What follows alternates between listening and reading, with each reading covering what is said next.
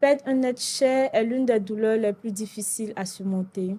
Dans ce cas, comment essayons-nous de faire un deuil tout en gardant les souvenirs les plus précieux que nous avons vécus avec cette personne? Tel est le thème que nous allons aborder ce soir. Je suis Aya Yao et bienvenue sur votre plateau de Mental de Femme. Je reçois aujourd'hui Madame Becker, épouse Kwaku, professionnelle de la santé mentale. Bonsoir Madame Becker. Bonsoir Madame Flora. Comment vous allez? Je vais bien. Je vous souhaite vraiment la bienvenue sur notre Merci. plateau. Aujourd'hui, nous allons aborder l'un des thèmes les plus douloureux, la perte d'un être cher. Ok. Vous qui êtes professionnel du métier, est-ce que vous pouvez nous dire comment se remettre proprement de la perte d'un être cher? Merci pour l'occasion que vous nous donnez. D'abord, le deuil, c'est une tension normale de la vie. Donc, quelque chose qui vient de façon normale parce qu'on est, c'est normal. Donc, on meurt, c'est normal. Une séparation, c'est normal. Donc, on doit se remettre de cette séparation. Mais quand on parle de remettre, c'est pas un processus établi, c'est un processus d'adaptation que chaque personne, selon sa culture, selon son éducation, selon ses normes, vit et selon son attachement avec la personne avec laquelle elle est séparée, vit pour mieux se sentir. Sinon, on finit pas de vivre la séparation. C'est pas, quand vous dites faire son deuil, c'est comme si on commence et on termine. Non, on ne termine pas, on s'adapte à vivre avec l'absence de la personne. De la personne qu'on C'est a ça. perdue. On essaie juste de s'adapter au Oui. fur et à mesure, Justement. mais on ne peut pas proprement On ne peut faire- pas dire qu'on a fini son deuil. C'est vrai que quand on parle de finir son deuil, les gens disent que bon, c'est parce que je ne ressens plus la tristesse, je me sens mieux, je peux. Là, on dit qu'on s'est adapté à l'absence de la personne. On vit avec, on a une certaine paix et on vit avec l'absence de la personne. Avec ce processus d'adaptation de notre nouvelle vie, Oui. tout en acceptant la séparation avec la Tout personne, en acceptant. oui, avec la personne qu'on vient de perdre. Oui. Mais comment s'adapter au mieux pour ne pas tomber, comment je vais dire, je ne sais pas si je vais dire une dépression, mais pour ne pas tomber dans le mauvais ou bien dans la phase Dans la phase obscure. du deuil. Il faut pouvoir exprimer ses émotions. Il faut pouvoir exprimer ce qu'on ressent. Et chacun a sa façon d'exprimer. Et il faut pouvoir s'entourer de personnes qui vont nous suivre avec bienveillance et sans jugement. Donc, des personnes peuvent pleurer pour manifester leur tristesse. Des personnes peuvent se taire. Des personnes peuvent écrire. Des personnes peuvent parler. Des personnes peuvent ne pas écrire. Des personnes peuvent s'isoler. Mais tout ceci fait partie de l'adaptation, du processus d'adaptation de façon personnelle. Tout à fait. Donc, chacun vit son processus et on doit pouvoir extérioriser. Si on n'extériorise pas ce qu'on ressent, on risque de sombrer dans la dépression. Parce que là, rien ne va sortir. Or, quand ça sort, on peut aider, on peut se faire aider, on peut se faire accompagner. Oui. Donc, il faut que la personne qui vive le deuil puisse faire sortir ce qu'elle ressent. Une fois que c'est sorti, et puis une fois que, bon, je dirais en griffe de façon honnête, une fois que c'est sorti de façon honnête, c'est plus facile de s'adapter à cette nouvelle vie. Mais quels sont les risques, à part la dépression, quels sont les risques qu'une personne qui n'arrive pas totalement à faire son deuil en cours? Les risques, on a la dépression, comme vous l'avez dit, on a l'anxiété et puis on a des troubles de stress post-traumatique. Pourquoi? Ça dépend de comment est-ce que la personne nous a quittés. Si c'est un divorce, on dira que, par exemple, s'il y a eu des sujets de violence, des sujets de comment je dirais, d'attaque, etc., on pourra dire que, arrivé à un certain moment, quand la personne entend quelqu'un crier ou bien elle a des séquences de troubles stress post-traumatique. Donc, la personne peut avoir ça et La personne peut avoir, j'ai dit, des troubles anxieux, des troubles alimentaires et des troubles du comportement. Bon, ça résume les troubles anxieux, etc. Donc, tout ça peut... Mais si la personne se fait accompagner, comme je disais, si la personne se fait accompagner, quand je dis accompagnement, c'est beaucoup de bienveillance de la part de son entourage, c'est beaucoup de compréhension de la part de son entourage et surtout, c'est sans jugement de la part de son entourage. Pour pouvoir vivre vraiment mieux son deuil, il faudrait que l'entourage aussi surtout arrive à comprendre ce que la personne ressent. Essaie d'évacuer. Sachant que chaque personne, d'une personne à une autre, cela peut différer. Et dans ce cas où nous essayons d'évacuer, justement, en fait, c'est pour réussir à arriver à une meilleure vie. Oui. Mais comment est-ce que j'y arrive tout en ne laissant pas derrière moi totalement? Parce qu'il y a des personnes qui, à un moment donné, on a l'impression qu'ils ont essayé de tout couper carrément. Ils ont tout oublié. Ça peut arriver. Et lorsque la personne n'a pas encore, ne s'est pas encore adaptée. C'est-à-dire que les séquences de rappel de ce être cher-là sont des séquences douloureuses. Ça peut arriver que ce soit douloureux, mais ça ne doit pas te rendre triste. C'est vrai que c'est douloureux, mais tu dois t'adapter de telle sorte que quand tu penses à cette personne, tu ressens une certaine paix. Cette personne n'est plus là, mais je vis sans elle. Il faut pouvoir vivre sans la personne. Vivre sans la personne, ce n'est pas oublier la personne. Loin de là. On peut, par exemple, se rencontrer pour voir des images de la personne, pour parler de la personne, éduquer ses enfants en fonction de la personne, se rappeler des moments de joie avec la personne, se regarder, par exemple, le mariage de la personne, etc. Donc, ce sont des choses qui ne doivent pas faire mal. Quand je dis ça ne doit pas faire mal, ça ne doit pas rendre triste. Ça peut faire mal, mais ça ne doit pas rendre triste de façon prolongée. Si ça rend triste de façon prolongée, on dira que ça devient pathologique, ça devient une griffe, une souffrance. Donc, qu'on doit traiter, qu'on doit suivre. Mais la personne doit pouvoir vivre avec, se souvenir de la personne et travailler. Oui. Ça ne veut pas dire que je vais au travail. Ce n'est pas parce que je vais au travail, je reprends les activités qu'on dira, elle a oublié son mari, ou bien elle a oublié son enfant, ou bien elle a oublié sa soeur, etc. Mais le monde ne s'est pas arrêté quand la personne vous a quitté. Oui. Le monde a continué. C'est vrai que vous étiez dans une certaine temporalité, parce que quand vous perdez quelqu'un, vous êtes dans une certaine temporalité où vous dites que le monde s'est arrêté. Et pourquoi est-ce que les autres rient? Pourquoi est-ce que les autres se marient? Pourquoi est-ce que les autres mangent pendant que moi, je souffre? Donc, arrivé à un certain moment, quand on a fini cette étape et qu'on va au travail, on prépare, on mange, on a des invités à la maison, on ne dit pas qu'on a oublié, mais on dit qu'on s'est adapté. On dit qu'on vit avec la séparation de la personne. Et comme on essaie vraiment de le dire, on s'adapte au mieux à la séparation, mais on n'oublie pas.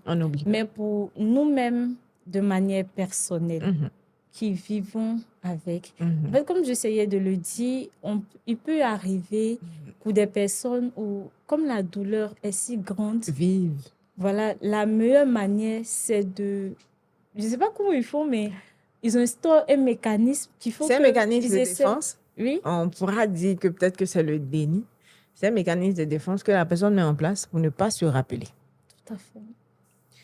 Et la personne, si vous voulez, retire tout dans son subconscient, ça est là. Mais ce n'est pas parti, en fait. Ce n'est pas que la personne a comment je vais dire, à jeter carrément. C'est là. Et il y a des moments où ça va ressurgir. La personne fait le déni, mais il y a des moments où ça va ressurgir. Et si la personne ne s'adapte pas, que la personne remet tout cela dans son subconscient, quand ça va revenir, ça risque d'être pathologique. Et pour une personne vivant comme ça, comment on peut l'aider? Pour une personne vivant comme ça, on doit lui offrir un soutien psychologique. C'est-à-dire avec des thérapies, soit des thérapies de groupe, soit des thérapies individuelles, pour l'aider à comprendre d'abord il y a une psychiatre qui disait, par exemple, que le deuil, c'est en 5 étapes. Mais chacun a sa façon de vivre son deuil. Donc, on ne peut pas... Finalement, bon, il y a certains scientifiques qui l'ont contredit. Pour elle, le deuil, par exemple, on commence par le déni, après, on termine, après le marchandage, etc., on termine par l'acceptabilité. Donc, quand l'individu apprend qu'il a perdu quelqu'un, il fait le déni d'abord. Non, c'est pas vrai, c'est pas possible, ça peut pas arriver. Après, c'est la colère. Après le déni, pour elle, c'est la colère. Donc, la personne se dit non, mais pourquoi est-ce que ça m'arrive à moi? Pourquoi est-ce que la personne s'en va? Et il ne devait pas partir, et etc. Et après, c'est le marchandage. Si j'avais été là, ça n'allait pas se passer comme ça. Si je lui avais, par exemple, donné tel médicament, ou bien, par exemple, si c'est une séparation, un divorce, etc., si je m'étais peut-être habillée de telle façon, il ne serait pas parti, etc. Donc, la personne commence à faire le marchandage. Ça, c'est de façon intérieure. Et après ça, on tombe dans la phase de dépression. Donc, la personne se rend compte que là, c'est douloureux ce qui m'arrive. Je comprends maintenant que c'est arrivé. Je n'ai pas le choix, mais je vis ma phase de dépression. Si la phase de dépression est perdue, là, on accompagne avec tout ce qui est thérapie, etc. Mais si la phase de soutien ne perdure pas, après la phase de dépression, on aura la phase d'acceptation. Donc, la personne va accepter le départ de l'autre et elle va vivre avec. Donc, chez tout le monde, ce n'est pas comme ça. Et il y a des moments où il y a des personnes qui bloquent tout. Vous dites, à la phase de déni, ça n'évolue plus. Donc, moi, je ne pense pas que ce soit arrivé. Ce n'est pas arrivé. Parce que c'est tellement douloureux. Chaque fois qu'elle va penser, ça va faire tellement mal. Parce que chacun a sa manière de vivre ses émotions, etc. Donc, elle bloque tout pour dire que ça n'est pas arrivé. Donc, ce type de personnes, il faut pouvoir les aider. Parce que quand la phase de marchandage ou bien la phase de dépression va arriver, ce serait très, très, très, très douloureux. Mais cette méthode qui varie d'une personne à une autre, est-ce qu'elle n'est pas liée aux traits de personnalité de tout un chacun? Ça peut être lié. Comme je disais à l'entame, ça peut être lié à la personnalité, ça peut être lié à l'éducation de la personne, ça peut être lié aux valeurs de la société de la personne, ça peut être lié à la culture, ça peut être lié à comment je dirais, à tout ce que la personne a vu, à son vécu, à tout ce que la personne a eu comme affinité avec la personne qui n'est plus là. Donc, tout ça contribue soit à, je dirais, on griffe, à un deuil difficile, à un vécu de deuil difficile ou à un vécu de deuil facile. Mais là, en fait, ce que moi, je veux, c'est qu'on puisse vraiment essayer de comprendre pour peut-être, on pourra pas, bien sûr, l'adapter à tout le monde, mais au mieux possible, expliquer chaque personne ou bien chaque cause, comme vous l'avez ici mentionné, si c'est l'environnement, les liens et tout. Et en essayant aussi d'aider chaque personne dans un cas bien précis à mieux vivre son deuil. Comme je disais, si on sérit de cette façon, ce serait peut-être un peu difficile. Parce que vous savez, chaque personne a un environnement différent. Et puis, on peut vivre dans le même environnement, mais le percevoir de façon différente. Tout à fait. Donc, ça ne fera pas. Et on peut être ami à une personne, mais on ne l'aime pas de la même manière. Ça, c'est vrai. Donc, ça fait beaucoup de... Oui, c'est vrai que ça fait beaucoup. Beaucoup de sachets, en fait. Mais on pourrait les développer l'un après l'autre. Le plus important, ce qu'on doit retenir, c'est que à l'annonce de la séparation, on doit tenir compte de la personnalité de la personne. Si c'est une personne trop émotive, si c'est une personne introvertie, si c'est une personne extravertie, si c'est quelqu'un qui, comme on le dirait, qui est timide, etc. Donc, on doit tenir compte de tout ça pour pouvoir... Et si c'est une personne qui est plus... comment je vais dire, attaché à la personne qui est partie. Je peux vous donner un exemple. Je vous donne un exemple de vie que j'ai d'une femme que j'ai aidée. À chaque fois quand je pense à elle, j'ai un peu froid dans le dos. On Mais essaie bon, de comprendre. elle a perdu pratiquement tous les membres de sa famille. Il restait seulement que sa sœur. Et avant qu'elle ne perde son frère et sa maman, elle avait rencontré quelqu'un. Il aide bien la personne. Il se marie. À son mariage, elle a même dit que c'était son essentiel. Donc, tout le monde l'appelait, oh, l'essentiel de tel, l'essentiel de tel. Donc, on la taquinait comme ça. Elle prend la grossesse de son 3e enfant. Son mari va au travail. Il revient, il ne se sent pas bien, on l'envoie à l'hôpital, il décède. Pendant qu'elle attend. Le jour du décès, elle accouche d'un garçon. Et quand elle accouche d'un garçon, Le même jour, hein, le même jour, le jour du décès, quand on lui annonce que ton mari vient de partir, j'entends encore ses cris parce que j'ai appelé et puis j'étais en train de lui annoncer. Donc, ces cris sonnent jusqu'à présent dans ma tête. Et je cours, j'arrive chez elle. Quand elle me voit, elle tombe dans mes bras. Je la prends parce qu'elle n'avait pas mangé toute la nuit, toute la journée, etc. J'ai dit, tu vas manger. Elle dit, je ne peux pas manger. J'ai dit, si, tu vas manger. Parce que tu dois manger. C'est quelque chose qui est normal. Elle dit, mais ce qui m'arrive n'est pas normal. Il dit, effectivement. C'est parce que ce n'est pas normal que tu dois faire des choses qui sont normales. Et je la prends. Je lui donne 1 cuillère, 2 cuillères, 3 cuillères. Elle commence à perdre les os. Elle rentre dans sa chambre. Elle dit, je vais faire pipi.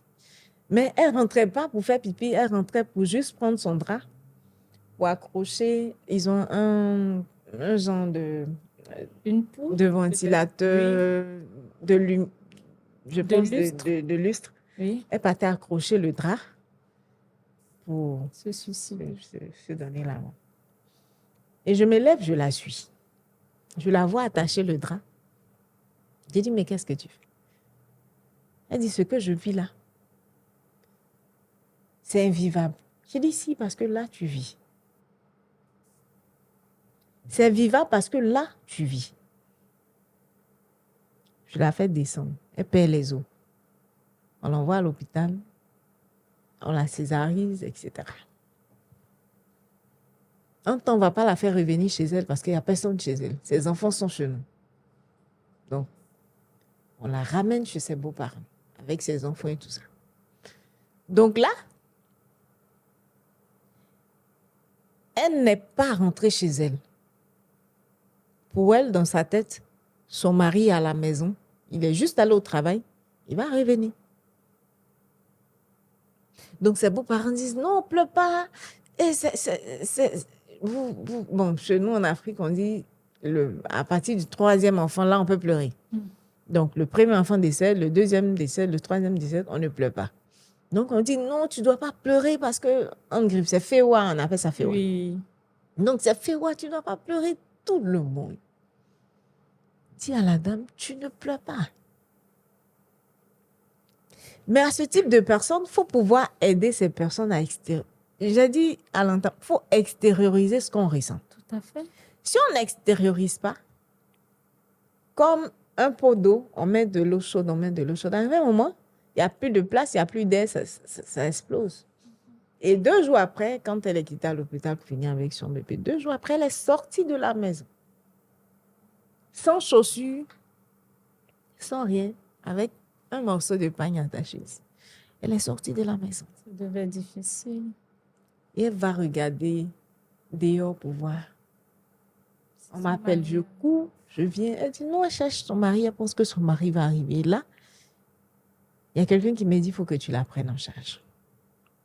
Sérieusement, il faut que tu la prennes en charge. J'ai dit non, ça c'est toute la famille que je prends en charge. Parce qu'il faut que je dise à la famille qu'elle a besoin de pleurer, qu'elle a besoin de retourner chez elle. Parce qu'on avait interdit de retourner chez elle. On lui avait interdit de retourner chez elle. Qu'elle retourne chez elle. Pour qu'elle voie dans l'environnement de sa vie qu'il n'est plus là. Pour qu'elle sache qu'elle est seule avec ses enfants. Pour qu'elle comprenne. Il faut qu'elle visualise. Parce qu'à ce moment, elle ne visualise pas, elle ne voit rien. Mais il faut que ce soit des choses concrètes. Comme des enfants qui, selon Piaget, qui vivent des opérations concrètes. Il faut que ce soit des choses concrètes. Oui. Ou qu'elles se rendent compte que voici ce qui ne va pas. Il y a certaines personnes à qui on montre le corps du défunt. On dit, tu ne crois pas, donc voici le corps. Et on commence son processus. On va faire les obsèques. Elle n'est pas encore arrivée chez elle. Hein. Pendant tout ce temps, on va faire les obsèques. On revient, on lui dit non, tu ne vas plus chez toi parce que on ramène toutes tes affaires chez ta belle famille, tu déménages. Là, ça fait pique. Elle m'appelle une nuit, elle dit Claire, moi, j'ai besoin de rentrer chez moi. J'en ai besoin, j'ai besoin de rentrer chez moi. J'appelle tout le monde. Il faut que la dame, là, elle rentre chez elle.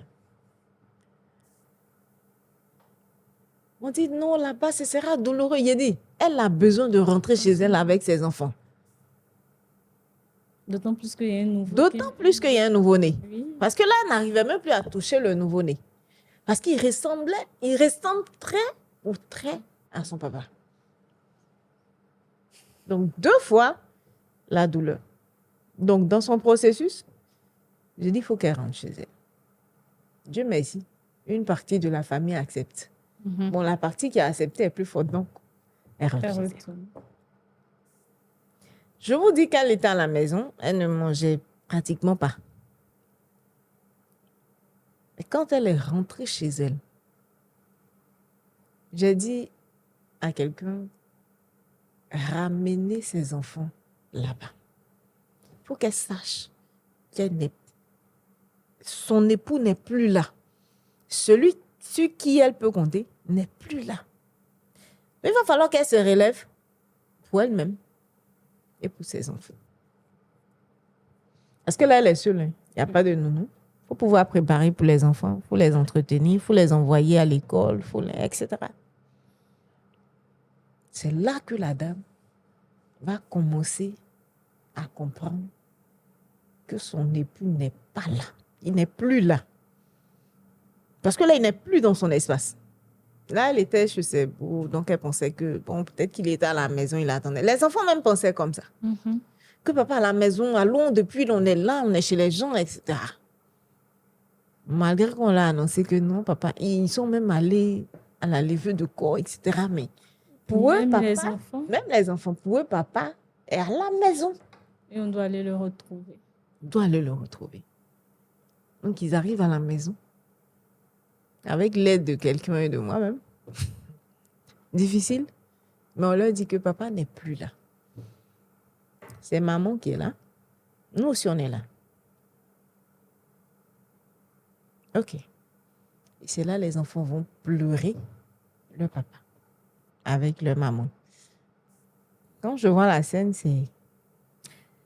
En fait, je n'étais pas là, mais à écouter, je vois que c'est vraiment quelque chose de douloureux. C'est douloureux. Et puis, c'est quelque chose qui marque. Oui. Et cette dame, ça fait 3 ans, presque 4 ans, s'est relevée. Bon, elle essaie de se relever. J'explique son cas parce qu'il y a des moments où, jusqu'à présent, elle ne va pas à l'hôpital. Mais je vous explique le contraste. C'est qu'elle a réussi à son concours d'INFAS. Donc, c'est à l'hôpital qu'elle doit travailler. Donc, elle va en stage. Et un jour, on m'appelle. Ça va pas. Ça va pas. Il dit, mais aïe, qu'est-ce qui ne va pas? Parce qu'elle a vu une cibière. Il y avait un exemple. À l'INFAS, on fait des exemples. On met des mannequins sur des cibières et puis on les... Donc, elle a vu. Elle a paniqué. Ça, c'est un trouble du stress post-traumatique qu'elle a vécu. Parce qu'elle a vu son mari qu'on emmena à la mort. Donc, quand elle voit ça, elle se rend compte que, mais, elle m'a appelé, elle dit, Claire, je ne suis pas guérie. Tu m'as dit que j'allais bien. J'ai dit, oui, tu vas bien, mais il faut ça. Et Dieu merci, ça c'était il y a 1 an et demi. Dieu merci, elle est allée en stage dans un hôpital. Elle a fait son stage, elle est revenue. Et elle vit. Jusqu'à aujourd'hui, elle vit dans la maison.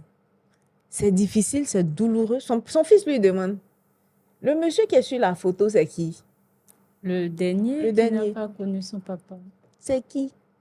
Il ressemble à... Il dit le nom du frère de son papa, parce que le frère de son papa lui ressemble très pour travailler. C'est lui qui a été là pour eux. Donc, tous ses enfants l'appellent papa.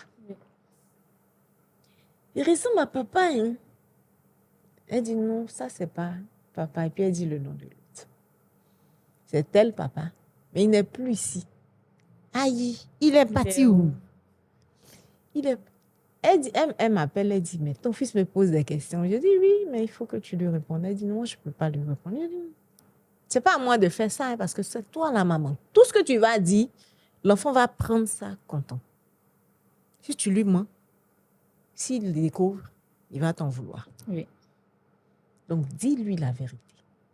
Elle prend sur elle de lui dire la vérité. Bon, comment lui dire la vérité? Il est où, ce papa-là? Il est parti sur... Tu vois la maman qui est là, non? Maman Marie.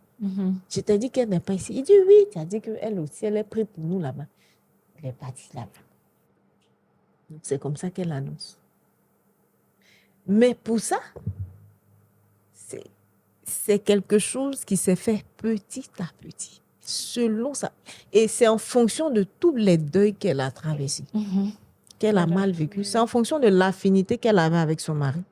C'est en fonction de tous les membres qui étaient autour, qui d'autres lui en voulaient parce qu'elle était triste, qui d'autres la soutenaient. Qui comprenaient. Ce qu'elle vivait. Et c'est en fonction de ses enfants, de ce qu'elle visualisait pour eux, qu'elle commence à s'en sortir. Donc, quelqu'un peut faire 1 mois et puis se retrouver, revivre.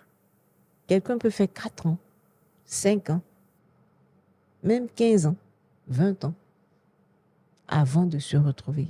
Moi, j'ai une collègue, chaque 23 décembre, elle attache, elle se met en noir, parce que c'est là que son papa est décédé.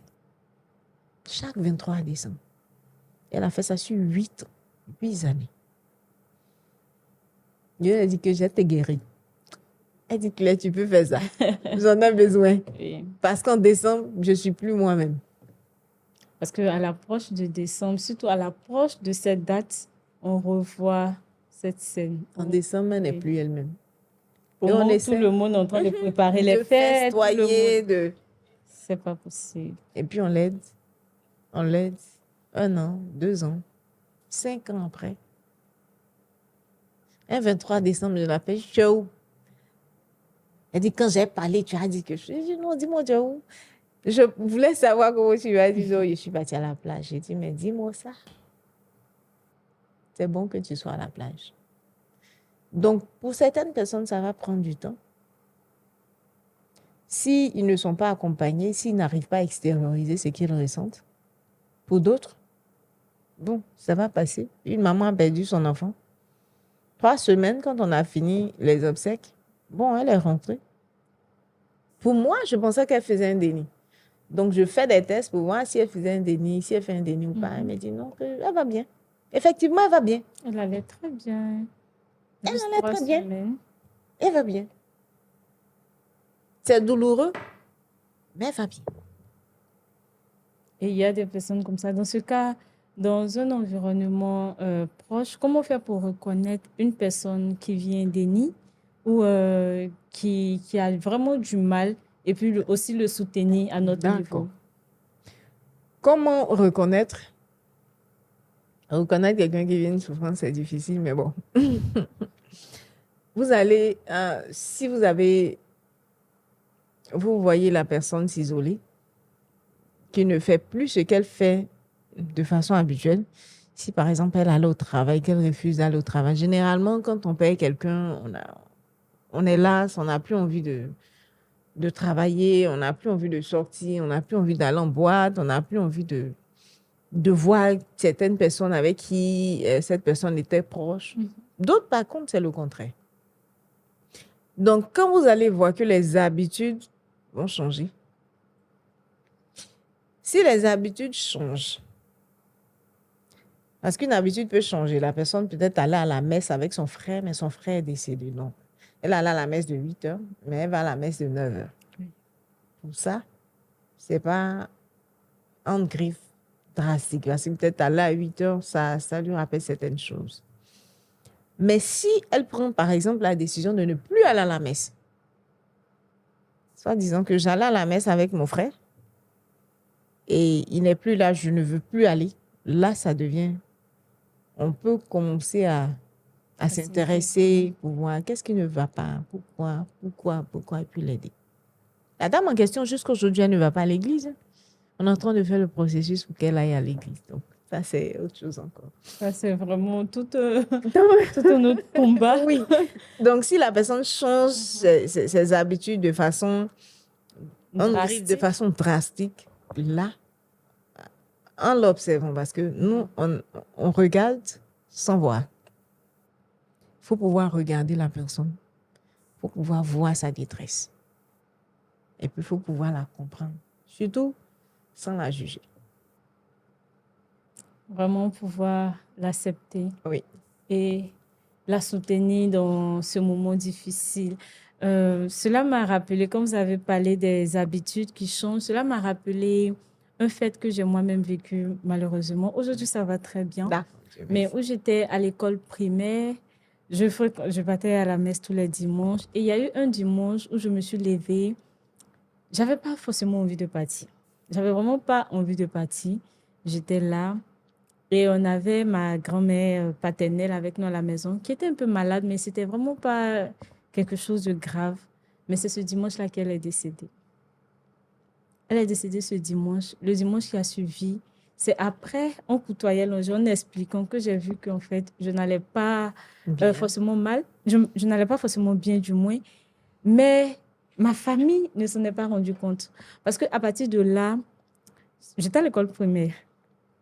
Jusqu'à ce que j'arrive au lycée, c'est-à-dire j'ai fini collège, en seconde, que j'ai commencé à côtoyer d'autres amis qui me disaient, mais non, viens, on va partir à l'église. C'est là que j'ai repris en fait le chemin de l'église. Ah, depuis le primaire? Oui.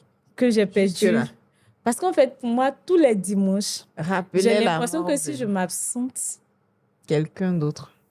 En fait, justement, c'est ce qui était dans ma tête. Donc, j'avais du mal. J'avais vraiment du mal. Et ça, c'est l'une des difficultés du deuil, en fait. Quand on vit un deuil, on se dit qu'on va revivre ce deuil peut-être à la même période. Exactement. Moi, en novembre, je dis novembre, c'est un mois difficile pour moi parce que novembre, j'ai perdu mes frères. En décembre, on les a mis en terre. Donc, novembre, décembre, c'est carrément... En décembre, j'ai perdu mon père. Donc, novembre, décembre, je me sens un peu bizarre. On vit vraiment, en fait, cette crainte. Donc, j'ai un peu peur quand ça arrive. Mais je me dis, bon, en griffe, je suis psy, donc il y a des choses que...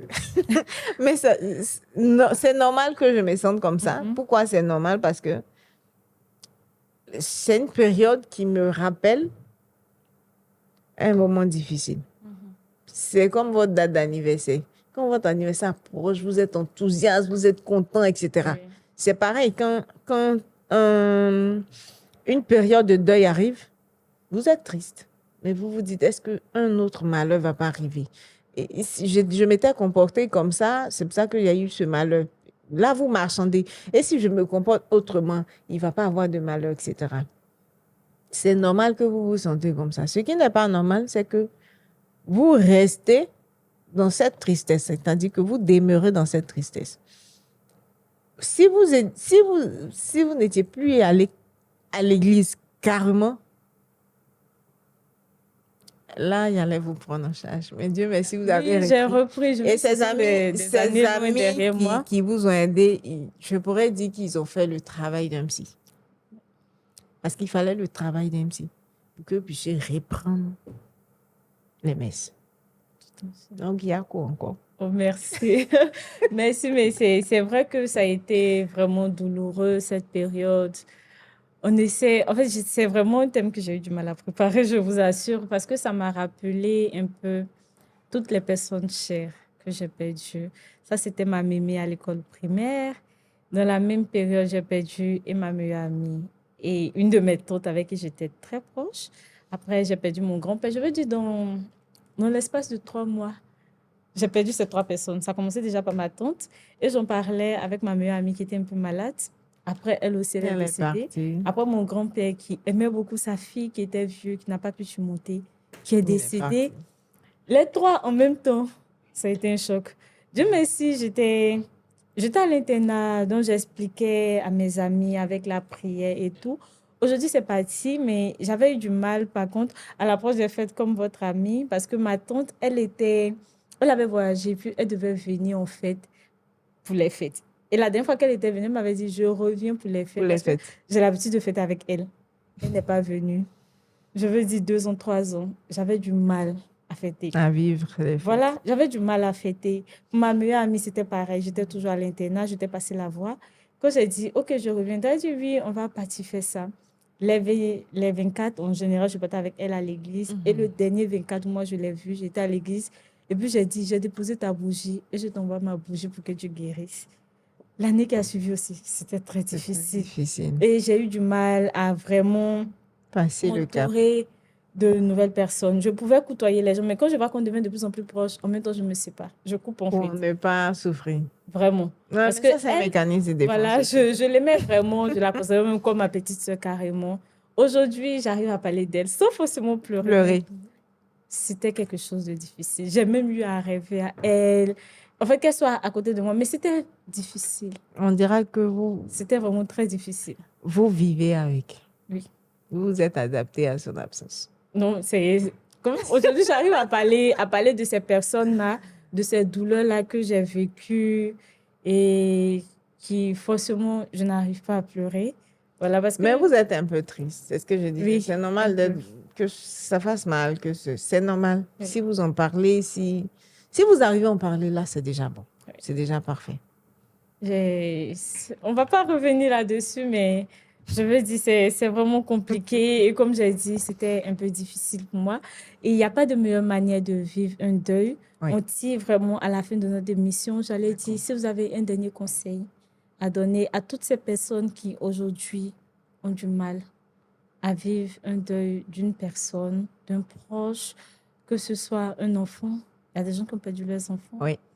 Qui ont perdu un parent, qui ont perdu un père, qui ont perdu une mère, mais une personne qui était vraiment très proche. Très proche. Ce que je veux dire, c'est pas un conseil, parce que moi, je ne donne pas de conseil. C'est pas un conseil. C'est juste ce qui est.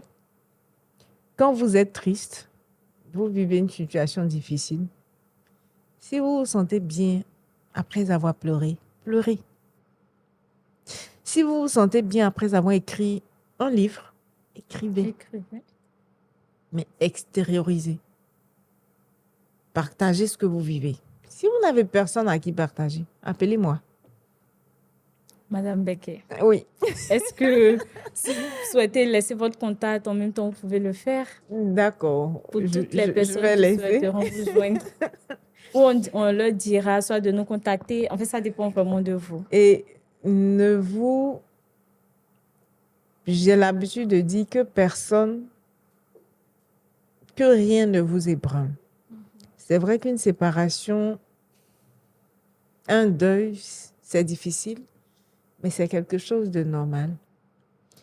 Si le Dieu qui nous a créés a permis ça, ça veut dire que vous pouvez vivre, vous pouvez surmonter. Et vous devez y arriver.